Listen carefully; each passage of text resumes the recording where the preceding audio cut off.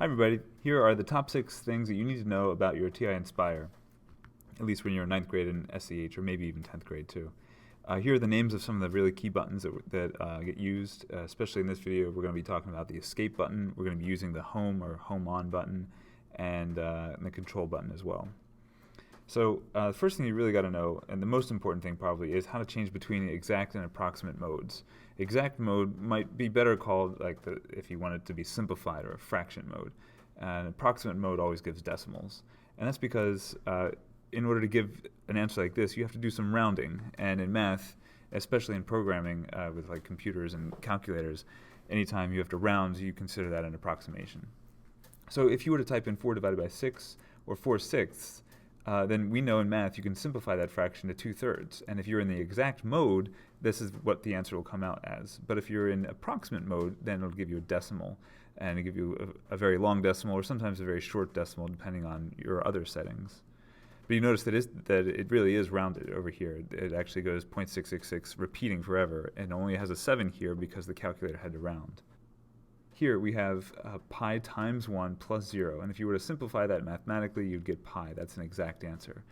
But if you are in approximate mode and you want a decimal, it'll give you this, 3.1416. Now we know that pi goes on forever, and the calculator did have to round, and it rounded so that it had 5 digits displayed. If you were to type in a square root of 8, then if you've had like algebra 1 or 2 and you remember how to simplify square roots, this actually can be simplified to 2 times the square root of 2. If you want a decimal, then it'll be 2.8284. Let me show you how to do that. In any of these cases, the way you've changed the setting between exact and approximate looks like this. If you're in the home screen, that's great, or if you're calculate, that's fine. Anyway, in any case, you have to get to the home screen, and if you're here, then you can press the home on button, and then go to 5 settings. I'm just going to type the number 5 settings, then 2 document settings, and here are the document settings. And you can see I'm going to move up and down until eventually I get calculation mode. And right now it's on approximate, so I'll change it to exact. That means no decimals. And I've been hitting enter. I'm going to hit A to go back to calculate, the scratch pad. I'm going to move up with my arrows to find 2√2. And you can see when I hit enter, it's giving me the exact answer. Now I'm going to change that to an approximate decimal.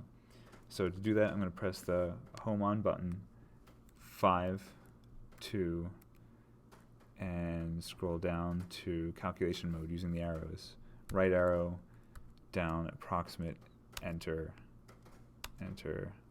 Okay, and then I'm going to press A to go back to a calculation. A. Up arrow here, and when I hit enter, it gives me a decimal. The second skill that you really need to know and think about is rounding and digits displayed. It's commonly known as the float setting. If you were to type in 2 divided by 3, you get 0.6666667, or you could also get 0.6666667.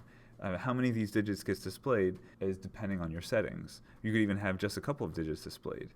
Here, pi, if you're in approximate mode, it'll give a decimal like this, or even like this, depending on how many digits you want. I'm going to press the pi button, pi, it's over here, and then pi, and when I hit enter, it gets 3.142.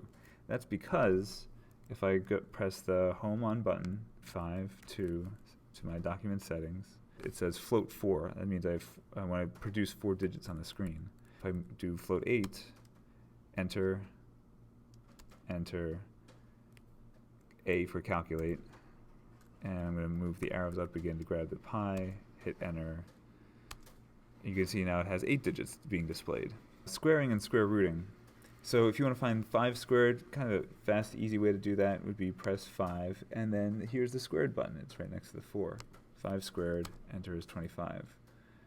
9 squared, 9 squared, enter, 81. Great. Now if you want to find the square root, that means you want to ask the calculator what number times itself gives you 81. The answer would be 9. You have to press the control button first. Control. And then the same button as before, this was the x squared, but you can see in blue, maybe above the x squared is the square root. And now that's the square root button, and you have 81. So you ask the calculator, what number times itself is 81? It's 9.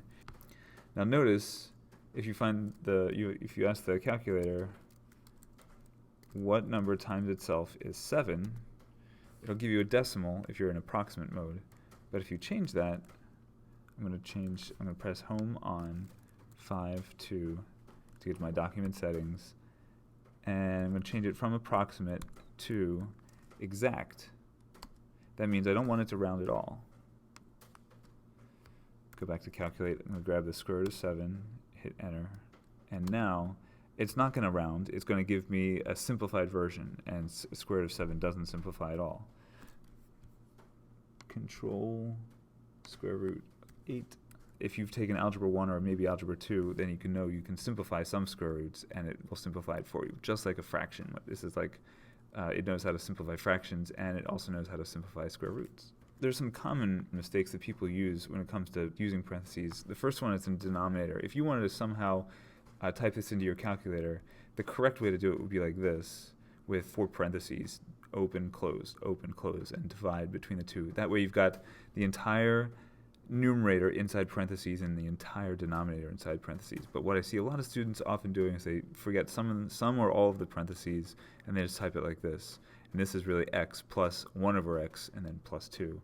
So got to remember to close the parentheses. So we've got parentheses x plus 1, close parentheses, divide by parentheses x plus 2, and that's what it looks like. But if you don't do any parentheses, x plus 1 divided by x plus 2, no parentheses means it doesn't know what the numerator and denominator are supposed to be. Another common mistake with parentheses is exponents. If you know the variable a is equal to 3x, and you want to cube that, so you want to ask yourself, what is a cubed when a is just 3x? So that means what you really want to do is you want to take 3x and multiply it by itself 3 times. You want to take all of 3x cubed. And if you use parentheses well, then you can see that the 3 times 3 times 3 is 27, and the x times x times x is x cubed. 3x, close the parentheses, cubed, that's 27. That's because both the 3 and the x got multiplied by themselves 3 times. But if you just say 3x cubed, then you're only cubing the x. You're not cubing the entire thing. The trig functions can be tricky sometimes, especially because there are 2 different ways of measuring angular distance. Like you can measure things in degrees, or you can measure things in radians. And that's kind of like you can measure distances in miles or kilometers, and there's conversions between the two. And we typically use miles in the United States, but in other places they use kilometers in unscientific settings. So you always have to keep track of whether or not you're using feet or meters, or yards or meters. When you're doing trigonometry, you always have to remember whether or not you're using degrees or radians. Just same exact thing. You have to tell the computer whether or not, and often it's in degrees, but when you get into pre-calculus and calculus, it'll be radians.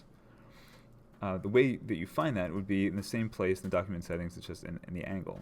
So I'm going to type in sine of 60, and because of my current settings, it gives me an exact answer in degrees.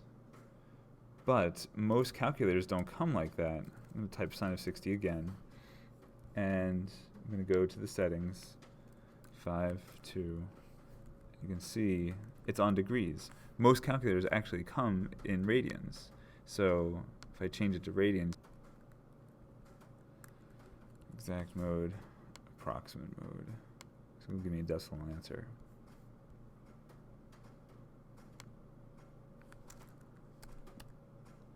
Now it'll give me a decimal answer because it's in approximate mode. I'm going to do the same thing again, and now I'm going to change it from radians back to degrees. Like I said, it's just like changing miles and kilometers.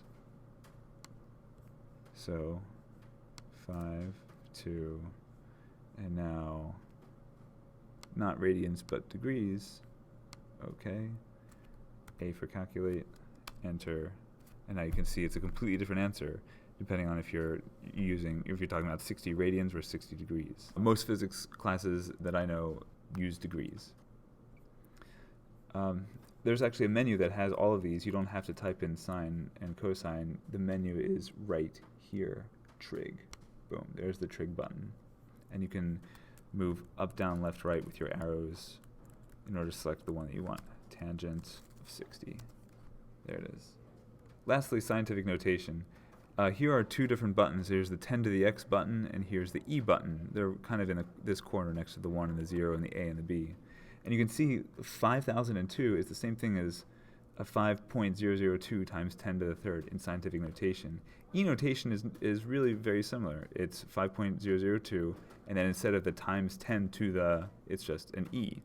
And so you can type it either way. You can type this into the calculator using 10 to the x button, or you can type this into the calculator using the e button, and it'll understand both as the same as 5002. Let me show you.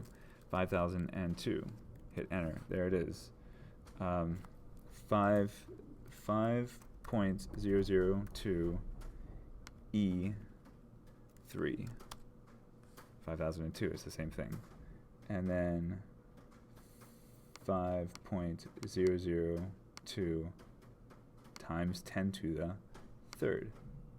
Enter. Same thing. So you can use these interchangeably. That's all.